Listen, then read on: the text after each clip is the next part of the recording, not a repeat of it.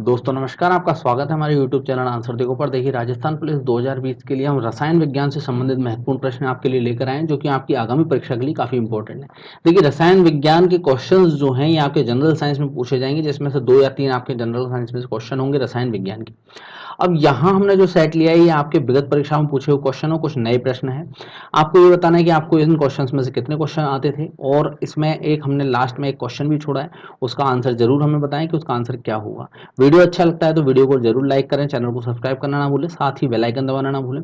तो स्टार्ट करते हैं आज का वीडियो। देखिए, सबसे पहला प्रश्न, कांच के निर्माण में कच्चा माल प्रयोग होता है वह है। देखिए, ऑप्शन दिए हुए अपने रेत, अभ्रक, गंधक, रेत सोडा, अभ्रक, रेत सोडा क्वार्टज और रेत सोडा गंधक। देखिए, रेत सोडा और क्वार्टज जो है ये आपके कच्चे माल में प्रयुक्त होता है, कांच के कच्चे माल में। अब सामान्यतः हम इसकी बात करें तो सिलिका, सोडा, सोडा ऐश और ये हमारा चूना पत्थर, ये तीनों को हम क्या करते हैं, यूज करते हैं इसके अंदर। अब जो कांच है, देखिए कांच जो बनाया जाता है वो जनरली क्या है आपका, सिलिका, SiO3, ठीक है, SiO2 सॉरी, और एक होता है आपका सोडियम सिलिकेट, सोडियम सिलिकेट, ये Na2SiO3, और एक होता है कैल्शियम, कैल्शियम सिलिकेट, ठीक है, कैल्शियम सिलिकेट CaSiO3, ये होता है। तो ये इनका मिश्रण होता है, ठीक है। अब कच्चे माल में किसका मिश्रण होता है, रेत सोडा क्वार्टज का। अब इसके बारे में बात करें, सामान्य सोडा जो कांच होता है, सामान्य सोडा कांच है, उसका हम फॉर्मूला बता सकते हैं। सोडा कांच का कई बार पूछा हुआ है, सामान्य सोडा कांच का फॉर्मूला क्या होता है। सोडा कांच का फॉर्मूला होता है Na2OCaO लेकिन ये 6 इसके साथ में लगा होता है, तो Na2CaO6SiO2 ये होता है सोडा कांच का। एक होता है आपका पोटाश कांच, पोटाश कांच, और पोटाश कांच का जो सूत्र होता है वो होता है K2O, बिल्कुल सेम है पीछे की साइड, CaO6SiO2। तो ये बिल्कुल सेम रहता है पोटाश कांच, और इसके अंदर यहाँ सोडियम है, यहाँ पोटेशियम है, बस बाकी का पूरा सेम है। आप एक याद कर लीजिए, उसके बाद में आपको Na2 है और यहाँ K2 है, तो ये चीज याद रखना, क्योंकि ये पूछे हुए क्वेश्चन है सोडा कांच या पोटाश कांच का सूत्र क्या होता है, ठीक है, ये चीज आपको याद रखनी है। अब सामान्यतः जो हम सिलिका, जो सभी कांच जो होते हैं वो सिलिका के और सोडा ऐश के और चूना पत्थर, जिसको हम लाइम सोडा बोलते हैं, ठीक है, लाइम स्टोन बोलते हैं, तो उसके बनाए जाते हैं। तो हमारा जो क्वेश्चन था, कच्चे माल में निर्माण किसका होता है, रेत, सोडा और कार्टज का, कार्टज के द्वारा, क्वार्टज के द्वारा कच्चे माल में कांच का निर्माण किया जाता है। तो इसका आंसर हो जाएगा सी ऑप्शन। अगला प्रश्न है आपका, कपास के प्रमुख घटक हैं। देखिए, कपास का जो प्रमुख घटक होता है वो होता है सेलुलोज, तो इसका आंसर हो जाएगा सी ऑप्शन, सेलुलोज। जो प्रमुख घटक के रूप में जाना जाता है वो जाना जाता है सेलुलोज। प्रोटीन, बसी अम्ल और ग्लिसरीन ये इसके आंसर नहीं हो सकते, सेलुलोज इसका आंसर होगा, सी ऑप्शन बिल्कुल सही आंसर होगा। अगला प्रश्न है, निम्नलिखित में से किस काले पदार्थ में सर्वाधिक कार्बन अंश विद्यमान है।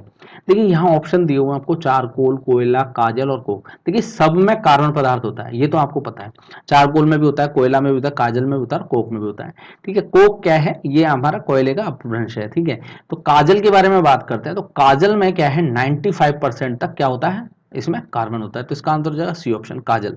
क्योंकि सर्वाधिक कार्बन किसमें मिलता है, काजल के अंदर, और यहाँ 95% तक काजल मिल रहा है। इसकी जो काला रंग होता है, काजल का जो काला रंग होता है वो क्या है, पॉलिश और प्रिंटिंग शाई, प्रिंटिंग शाई, ये आदि चीजें जो होती हैं जहां पर काले कलर की, जिनमें ज्यादा काला कलर चाहिए, वहां पर हमें इसको यूज करते हैं, तो इसका आंसर हो जाएगा सी ऑप्शन। अगला प्रश्न है आपका, ब्रह्मांड में सर्वाधिक मात्रा में पाया जाने वाला तत्व है। देखिए, सर्वाधिक मात्रा की बात हो रही है यहां पर, लेकिन कहां पर, ब्रह्मांड के अंदर। ब्रह्मांड में सबसे ज्यादा जो मात्रा में पाया जाता है वो है हमारा हाइड्रोजन, तो इसका आंसर हो जाएगा डी ऑप्शन, हाइड्रोजन, ठीक है। अब इसके अंदर थोड़ा सा मैं आपको एक और चीज बता देता हूँ, सर्वाधिक जो परमाणु भार है जो हाइड्रोजन का, ये परमाणु भार आपको मैं बता देता हूँ 1.08, ये होता है इसका परमाणु भार। और इसकी जो आवर्त सारणी के अंदर अगर बात करें तो ये पहला तत्व होता है आवर्त सारणी में, और सबसे अधिक ये ब्रह्मांड में मिलता है, लेकिन पृथ्वी पर सबसे अधिक हाइड्रोजन नहीं मिलता है। ब्रह्मांड में इसका क्या है, देखिए सूर्य और जो तारे हैं, सूर्य और जो तारे हैं, ठीक है, इनका क्या है, आपका आधा भाग हाइड्रोजन से बना हुआ होता है, ठीक है, हाइड्रोजन से बना होता है। इसमें ये पहला तत्व है, ये अकेला तत्व है, पहला नहीं, ये अकेला तत्व है हाइड्रोजन, जो कि आवर्त सारणी में एक अकेला तत्व है, जिसके अंदर नाभिक में, जिसके नाभिक में क्या नहीं होता, न्यूट्रॉन नहीं होता, इसमें न्यूट्रॉन नहीं होता है, ठीक है, न्यूट्रॉन नहीं होता है। इसके आइसोटोप भी होते हैं हाइड्रोजन के, जो समस्थानिक जिनको बोलते हैं, ड्यूटेरियम है आपका, एक ट्रिटियम है, ये इसके आइसोटोप भी होते हैं। ठीक है, हाइड्रोजन से ही जो आइसोटोप है D2O, जिसको बोलते हैं भारी जल का निर्माण किया जाता है हाइड्रोजन के आइसोटोप से। ठीक है, जिसको भारी जल का निर्माण किया जाता है, जिसको हम बोलते हैं भारी जल D2O, और ये एक शीतलक के रूप में काम में आता है। ठीक है, तो ये आपका D2O हो गया।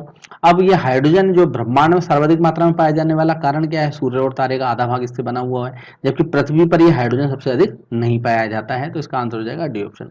ठीक है, अगला प्रश्न देखते हैं। सामान्यतः गुब्बारे में कौन सी गैस भरी जाती है? सामान्यतः गुब्बारे में कौन सी गैस भरी जाती है? देखिए, जो जो गैस भरी जाती है वो यहाँ ऑप्शन रहेगा हाइड्रोजन, हीलियम, ऑक्सीजन, नाइट्रोजन। देखिए ऑप्शन है तो हीलियम जो है इसको भरा जाता है, हीलियम को। ठीक है, ये क्या है? नोबेल गैस है, जिसको अक्रिय गैस भी बोलते हैं, नोबेल गैस है। ठीक है, नोबल गैस है। अब अक्रिय गैस बोलते हैं इसको, क्योंकि ये ना तो किसी से रंगहीन, गंधहीन, ये इसका स्वादहीन, ये सब कुछ है इसके अंदर। ठीक है, इसमें कोई रंग नहीं होता, इसका स्वाद नहीं होता, कोई सब चीज है हीलियम, लेकिन ये अक्रिय गैस है। और अक्रिय गैस का मतलब ये हुआ ये किसी के साथ में भी क्रिया नहीं कर सकती, तो इसका आंसर हो जाएगा बी ऑप्शन। अब हम हाइड्रोजन के बारे में बात करते हैं। देखिए हीलियम जो है हल्की गैस भी है और हल्की है, और इसका जो इसको गुब्बारे में भरते हैं तो ये काफी टाइम तक गुब्बारे जो हैं वो हवा में, मतलब ऊपर चले जाएंगे, लेकिन ये गिरेंगे नहीं हवा में, काफी टाइम तक रहेंगे। हाइड्रोजन की बात करें अपन, हाइड्रोजन क्या होता है? हाइड्रोजन गैस जो है, देखिए हाइड्रोजन के बारे में बात कर रहे हैं। हाइड्रोजन ये गैस जो है ये क्या है? बहुत जल्दी क्रियाशील गैस है। ठीक है, ज्वलनशील जिसको हम बोल सकते हैं, क्रियाशील गैस है।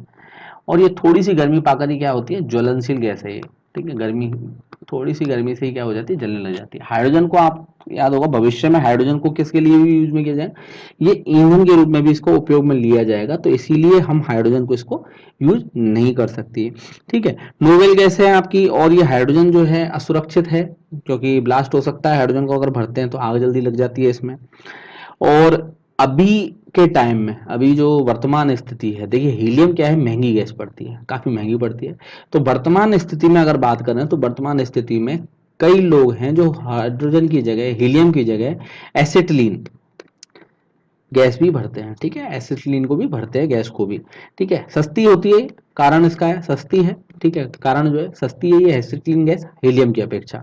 लेकिन इसका डिमेरिट अगर बात करें तो एसिटिलीन गैस का गुब्बारा जो है ये हवा में काफी देर नहीं रह सकता है, तो इसका आंसर हो जाएगा, हमारा जो क्वेश्चन है, गुब्बारे में कौन सी गैस भरी जाती है?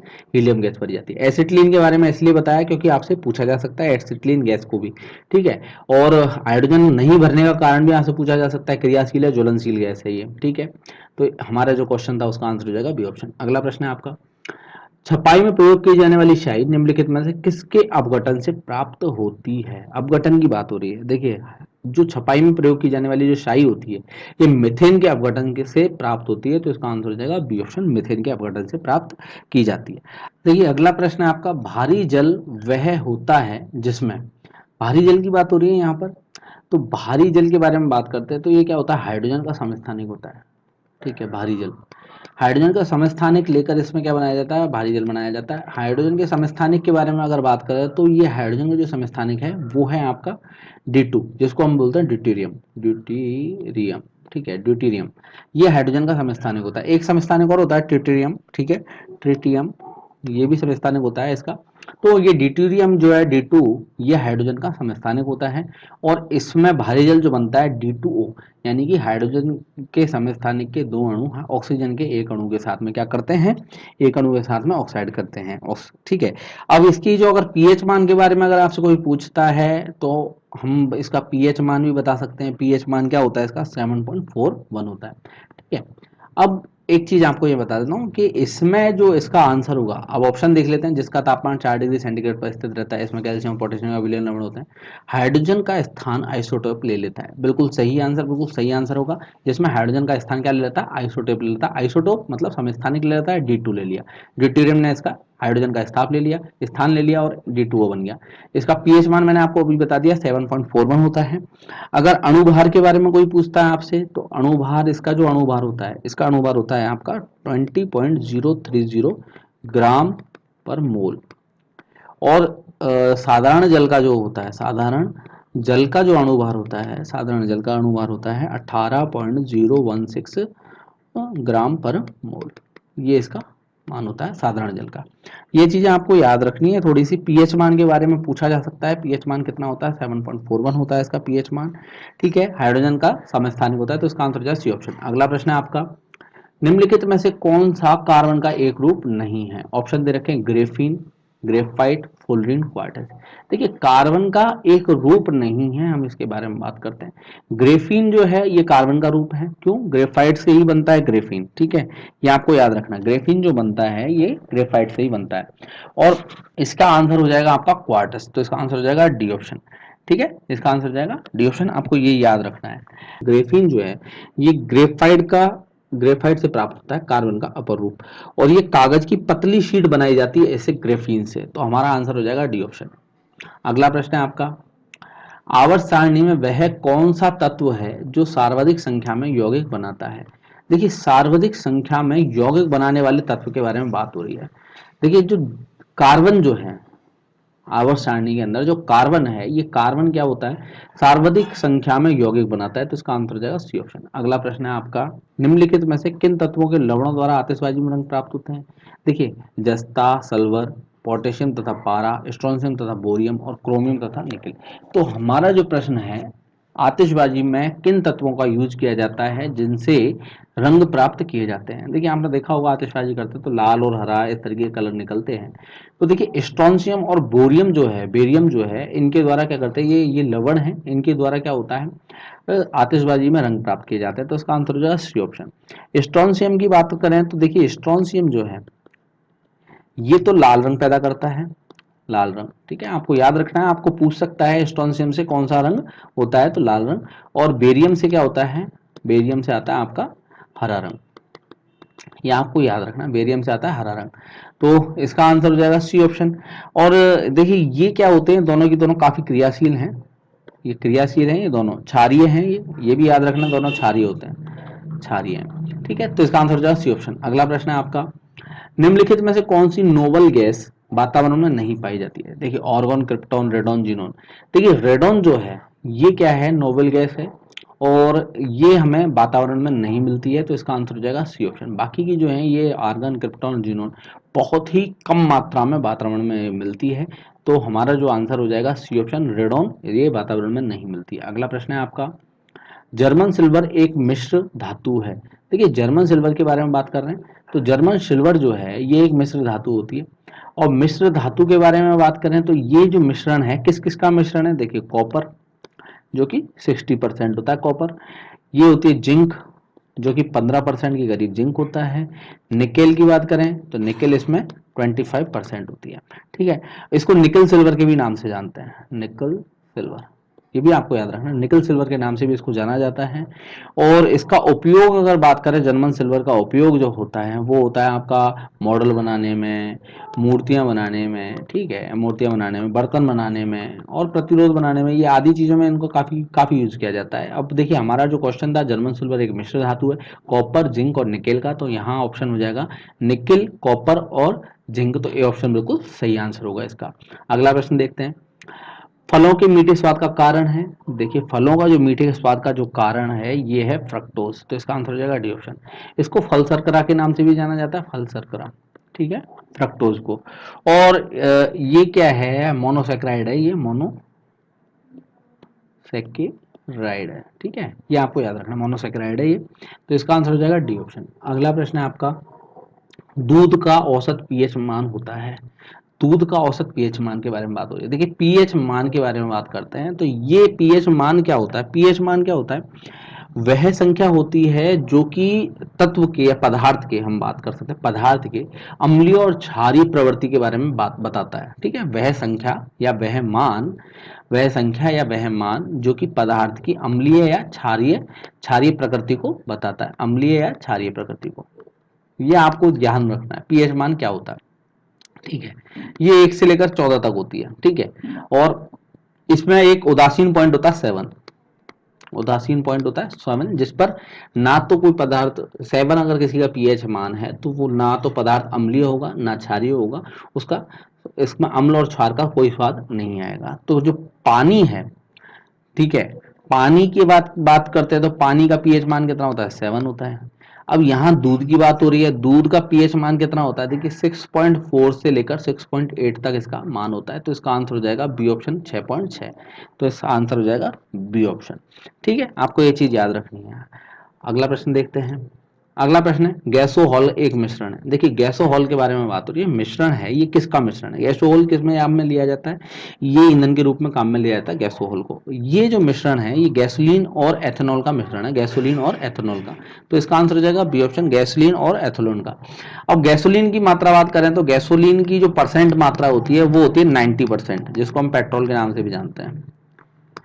और एथेनॉल की बात करें तो एथेनॉल, इसको हम बोल सकते हैं anhydrides, anhydrous ethanol, anhydrous ethanol, इसकी मात्रा होती है इसमें 10% की, जिसको एथिल अल्कोहल भी बोला जाता है। ठीक है, तो इसकी 10% मात्रा होती है। कोई भी आपसे क्वेश्चन पूछा सकता है गैसोहॉल में गैसोलीन और ये एनहाइड्रस एथेनॉल या एथिल अल्कोहल की कितनी कितनी मात्रा होती है, तो आपको पूछा जा सकता है। तो 90% गैसोलीन की मात्रा होती है, 10% किसकी मात्रा होती है, एथेनॉल की। तो इसका आंसर हो जाएगा बी ऑप्शन, गैसोलीन और एथेनॉल का मिश्रण क्या कहलाता है, गैसोहॉल कहलाता है। देखिए अगला जो प्रश्न है ये आपके लिए छोड़ा गया, इसका आंसर आप हमें बताएंगे कमेंट करके। तो इसका आंसर आपको बताना है, क्वेश्चन है आपका विषाक्त मस्टर्ड गैस कैसी होती है। इसका आपको बताना है कौन सी अवस्था में विषाक्त मस्टर्ड गैस पाई जाती है, गैस, द्रव या ठोस, या इनमें से कोई नहीं, कोई भी नहीं। ठीक है, तो इसका आंसर हमें कमेंट करके जरूर बताएं। आपको वीडियो अच्छा लगा तो वीडियो को जरूर लाइक करें, चैनल को सब्सक्राइब करें। ये आपके राजस्थान कांस्टेबल के लिए काफी इंपॉर्टेंट वीडियो था, जिसमें हमने केमिस्ट्री के कुछ महत्वपूर्ण प्रश्न आपके लिए लिए थे, ये जो कि आगामी परीक्षा के लिए काफी इंपॉर्टेंट है। अगर आपको वीडियो अच्छा लगा तो वीडियो को जरूर लाइक करें, चैनल को सब्सक्राइब करना ना भूलें, ज्यादा से ज्यादा इसको शेयर करें अपने फ्रेंड्स के साथ में, ताकि उनकी भी तैयारी हो सके। धन्यवाद दोस्तों।